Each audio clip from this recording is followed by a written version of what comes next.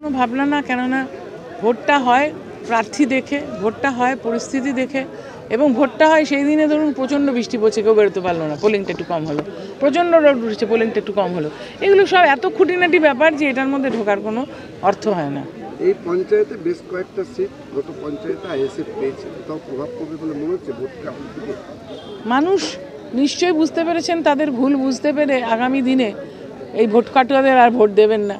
যারা এসে হারাবার জন্য দলীয় প্রার্থীকে চেষ্টা করেন, সারা বছর দেখা যায় না, ভোট পাখি হিসেবে পরিযায়ী পাখি ভোটের জন্য আসেন, তাদেরকে নিশ্চয়ই মানুষ পরিত্যাগ করবেন।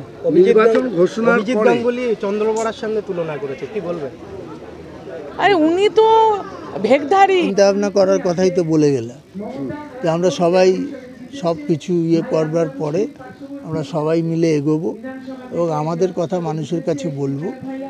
মানুষ আমাদের বিচার করে নিশ্চয়ই আমাদের পক্ষে ভোট দেবেন, এটা আমাদের বিশ্বাস। তো তাহলে কি এই যে লোকসভা নির্বাচনটা হবে তাতে কি মনে হচ্ছে যে আপনারা এটা রিকভার করতে পারবেন? রিকভার কি আছে, আমরা তো জিতেই আছি, বেশি ভোটের জেতার লক্ষ্যে আপনার এগোচ্ছি। এই এলাকায় কিন্তু আইএসএফ এর আছে। সে থাক, আইএসএফ দেখুন, ব্যাপার হচ্ছে এখানে নির্বাচনে কার সাথে ফাইট হয়। ভারতীয় জনতা পার্টির কাছে আইএসএফের যারা মুসলিমরা আছে তারা যদি ভোট দেয়, লাভটা কী হবে? লাভটা কী হবে? আইএসএফ এখান থেকে জিতবে না, ফাইটটা হবে আপনার বিজেপির সাথে তৃণমূল কংগ্রেসে। তাহলে সেখানে মাঝখানে আইএসএফ কিছু ভোট কাটার জন্যে বিজেপি ওদের এনগেজ করেছে। তাহলে কি আইএসএফ